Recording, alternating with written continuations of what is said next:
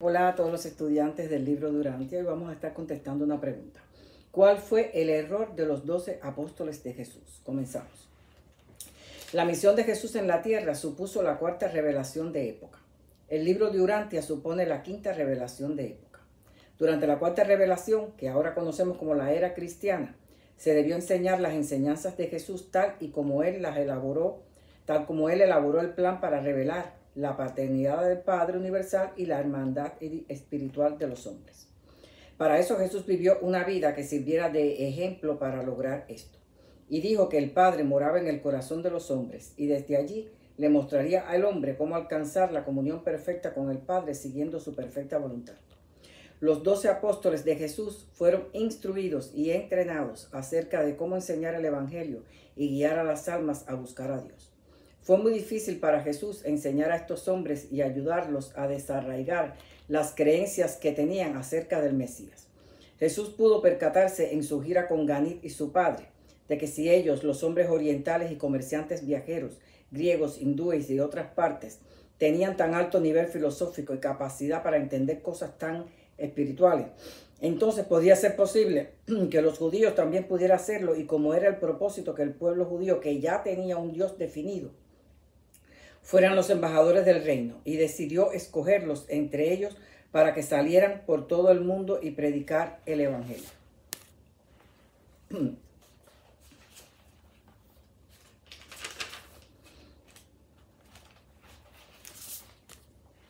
Juan el Bautista tenía un grupo de seguidores, entre ellos Andrés y Abner. Después de lo que sucedió con Juan el Bautista, Abner quedó dirigiendo el grupo de Juan y se convirtió en jefe de 12 de ellos.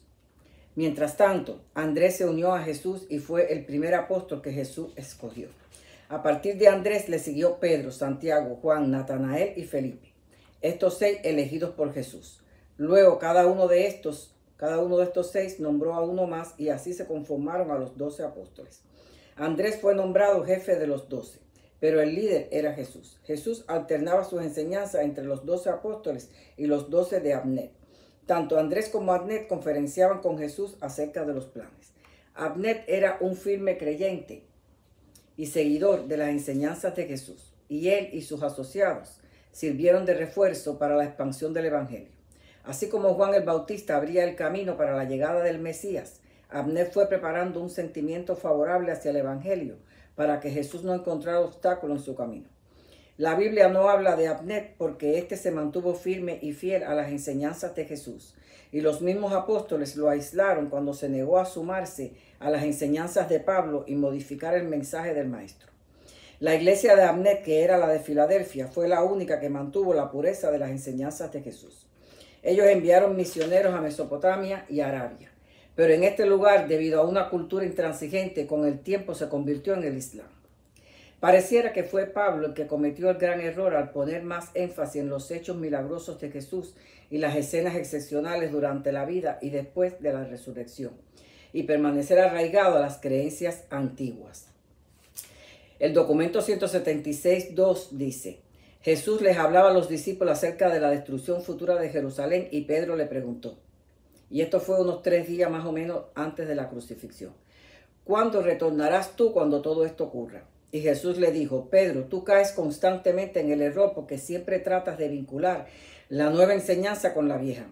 Estás resuelto a tergiversar todas mis enseñanzas. Insistes en interpretar el Evangelio de acuerdo a tus creencias preestablecidas. Pero trataré de esclarecerte. ¿Acaso no os he dicho muchas veces que mi reino no es de este mundo y que no ocuparé el trono de David? Lo que veis que está llegando a su fin es un nuevo comienzo donde el Evangelio del reino se expanderá a todo el mundo y la salvación es para todos.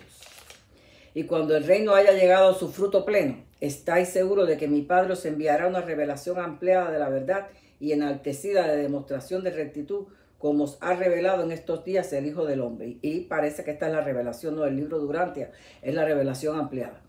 Muy pronto debo abandonaros, pero mi espíritu de la verdad de un universo os confortará y os guiará. La reaparición del Hijo del Hombre tan solo es conocido en los concilios del paraíso. Ni siquiera los ángeles lo saben.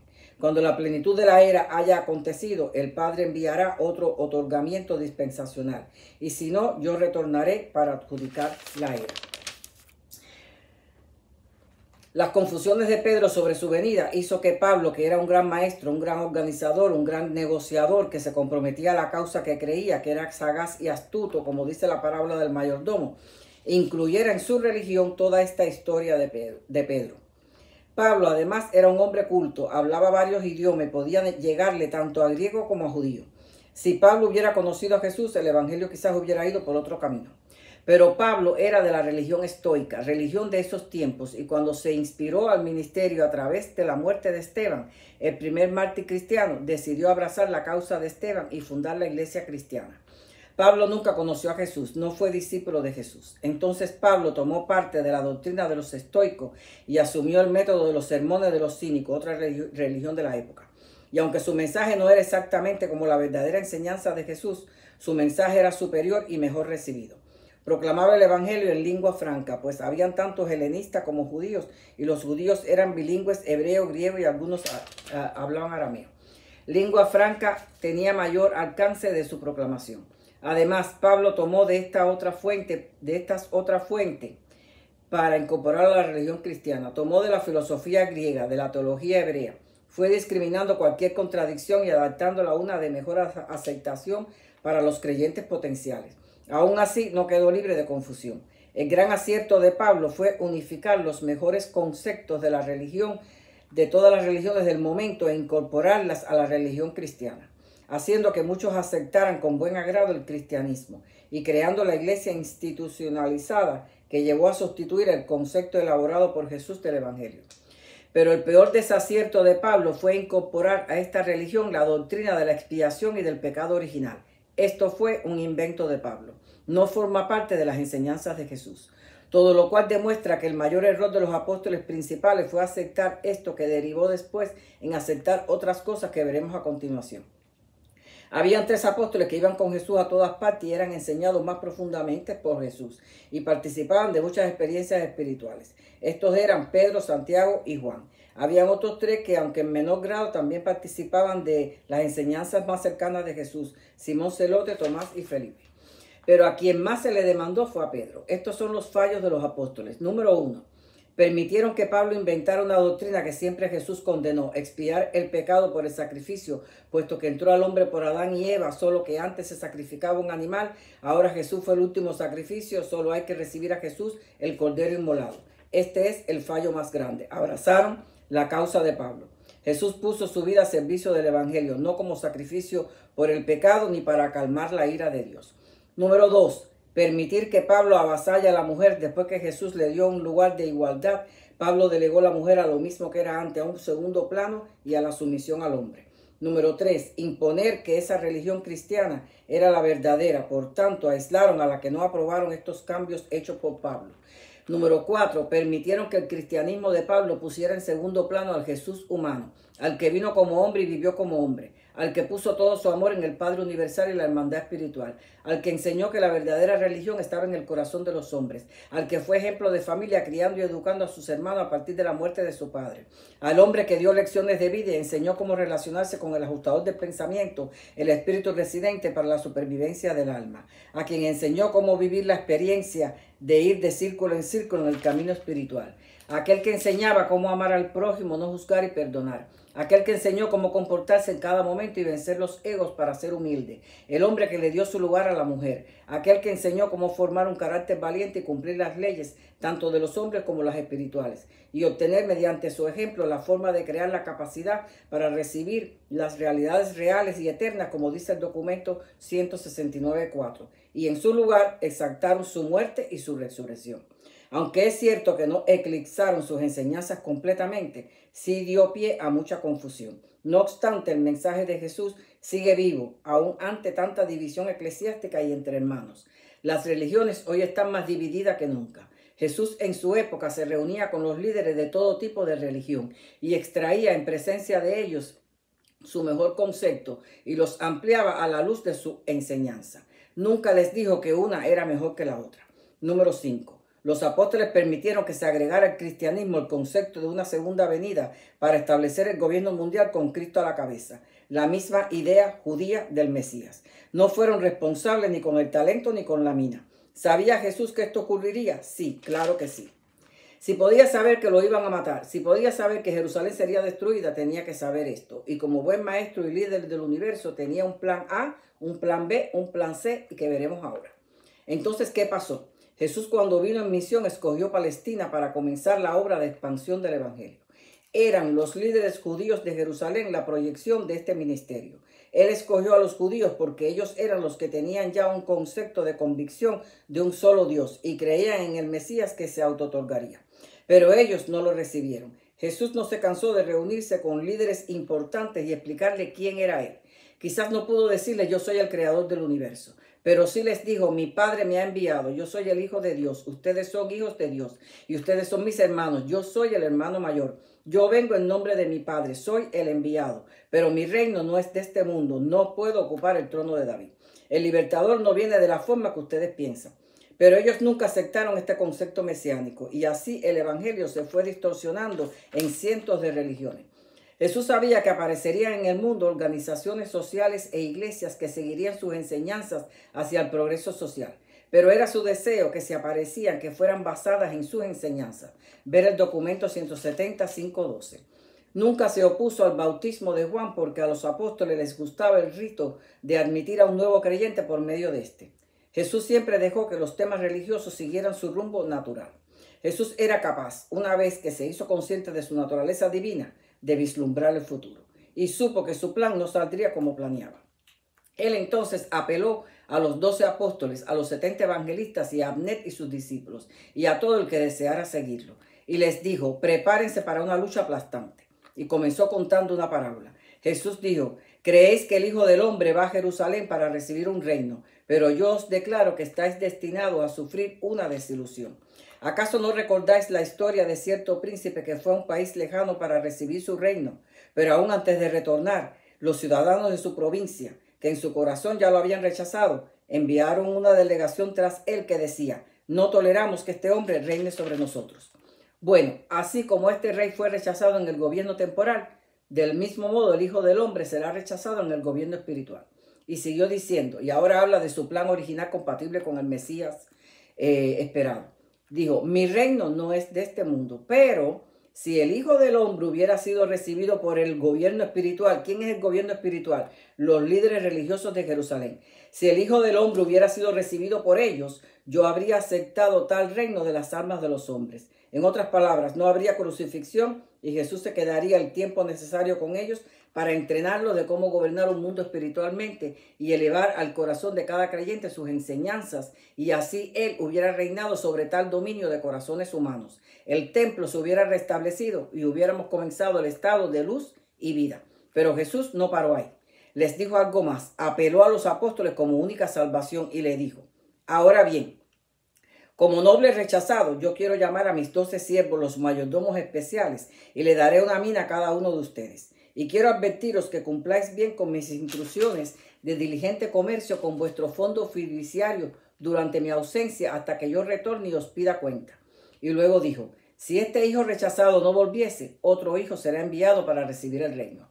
Y recuerden que Jesús dejó a Maquilenta Melquisedec como vicerregente de este planeta y quizás él sea el príncipe futuro y a quien tengan que rendir cuenta.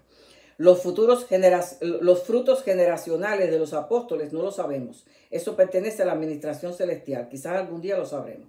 Pero Jesús siguió hablando con los apóstoles y le dio el ejemplo de un amo que vino a pedir cuenta. El primero le dijo, Señor, me diste una mina y he hecho 10. Bien hecho, te daré gobierno sobre 10 ciudades. El segundo le dijo, me diste una mina y he hecho 5. Bien hecho, te daré gobierno sobre 5 ciudades. Y así hasta el último, que le dijo, aquí tiene usted su mina que guardé celosamente, pues creí que fuera irrazonable porque tomas donde no pusiste y ciegas donde no sembraste. Y le dijo, siervo infiel, al menos la hubieras guardado en el banco para obtener intereses. Y se la quitó y se la dio al que más tenía. Y dijo, al que mucho tiene, más tendrá. Y al que no tiene, aún lo que tenga se le quitará. Y el que es fiel en lo poco, es fiel en lo mucho. Y al que mucho se le da, mucho se le demandará. Y creo que les quedó claro a los apóstoles lo que tenían que hacer. Pero recuerden, podemos amar a Dios con toda nuestra fuerza y estar errados en muchas cosas. No somos perfectos. Es fácil para nosotros juzgar, pero realmente no conocemos las circunstancias. Y también debemos comprender que los judíos cristalizaron profundamente la idea del Mesías, tal y como el cristianismo lo ha cristalizado hoy día. en cuanto a la segunda venida del gobierno mundial. Eso ralentiza el proceso. También Pablo fundó religión organizada, la religión organizada más avanzada de la historia, y ayudó por lo menos a que sobrevivieran las enseñanzas de Jesús, aunque modificadas. Al menos salvaron parte de la enseñanza y al enfocarse en la muerte y resurrección hizo que ese nombre no se olvidara. Y quizás tenía que ser así, no juzguemos, ¿sabes? Quizás Jesús sabía todo eso. ¿Por qué no avanzó el mensaje original elaborado por Jesús? Porque los que mantuvieron el mensaje puro fueron aislados por los apóstoles. Ninguna de las dos partes negoció para llegar a un punto medio. Abner no se llevaba con Pedro, Santiago y Pablo. Estos tres estuvieron contra Abner, quien quiso mantener la pureza del mensaje del maestro y no hacer concesiones. Abner no quiso adaptarlo como lo hizo Pablo, como lo hizo Pedro también y Santiago. Llegar a un acuerdo de adaptación era necesario, pero sin desvirtuar el mensaje original. Todo esto violó el concepto de hermandad espiritual entre los hombres y provocó divisiones y persecuciones hasta el día de hoy. No obstante, aún con todos los errores, ellos predicaron el evangelio hasta el final de sus días y eso es encomiable. Así que fueron fieles por lo menos a predicar. El plan A era la aceptación de los líderes judíos. El plan B era el trabajo apostólico. El plan B no fracasó del todo, como dijo el Papa. Fracasó en parte. Recuerden que el motivo principal de Micael era ganar la soberanía del universo, haciéndose hombre y otorgando el espíritu de la verdad, y eso se logró. Pero él elaboró también un plan de enseñanza superior para regalarnos el medio de alcanzar el estado de luz y vida. Pero Jesús tenía un plan C, por si este fracasaba, ¿no? Recuerden que cualquier proyección del futuro se puede cambiar si el hombre se lo propone. Veamos. El documento 171.8.4 dice: a pesar de que ellos, refiriéndose a los líderes religiosos de Jerusalén, a pesar de que ellos rechazan mi gobierno espiritual, yo retornaré nuevamente para recibir de otros lo que ahora ellos niegan. ¿Sabía Jesús que sus apóstoles no seguirían su plan tan minuciosamente elaborado y practicado? Claro que sí. ¿Qué no sabe Dios? Por eso le dio la parábola del mayordomo sagaz, para que salvasen esa profecía que ya Jesús sabía que estaba por proyectarse. Había que ser sagaz para hacer en el mundo lo que los líderes religiosos se negaron a hacer, y Pablo casi que lo logra. Si Pedro y los demás apóstoles lo hubieran negociado con Pablo, no desvirtuar la enseñanza original de Jesús, quizás lo hubieran logrado. Fíjense que Jesús dijo, este es el plan C. Veréis que el Hijo del Hombre será rechazado ahora, pero en otra época, esta es la época siglo XXI en Jerusalén y el mundo hoy, en otra época, los que ahora me rechazan, los hijos de Abraham, serán recibidos y exaltados. Nótese que dijo en otra época. En la época cristiana no se logró, pero nuestro Padre Creador trató de que seamos capaces de lograrlo y muchos individualmente sí lo lograron. La época cristiana fue la que Jesús inauguró. Ahora comienza la quinta revelación en esta nueva era. Es una nueva revelación, no una nueva religión ni nueva iglesia. Es una revelación ampliada. Es la misma revelación que dio Jesús cuando estuvo aquí, pero ampliada, de las enseñanzas originales. Una revelación ampliada de la enseñanza original. Es una revisitación de las enseñanzas originales de Jesús, para deshacer las deformidades y perversiones de sus enseñanzas que han cristalizado en los hombres de hoy. Este libro es una revelación sin rostros. Es el esclarecimiento traído por un grupo de seres celestiales. No podemos correr el riesgo de volver a desvirtuar el mensaje y correr el riesgo que desaparezca. ¿Qué hemos aprendido? Hemos aprendido que tenemos que ser intransigentes con la enseñanza original del maestro, como lo hizo Abner, pero tenemos que ser flexibles y usar la astucia y la sagacidad que usó Pablo. Es hora de sacar de estos dos lo mejor y desechar lo que no funcionó.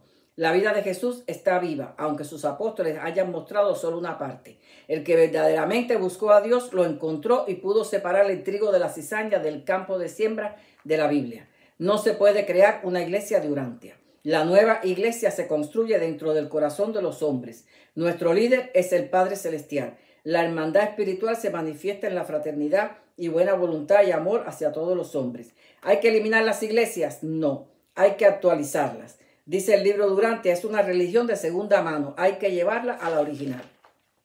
Y reconocer que el único y verdadero templo somos nosotros mismos. No veneramos la Biblia, son escrituras de hombres. No veneramos el libro de Urantia, son escrituras de seres de luz, hermanos nuestros.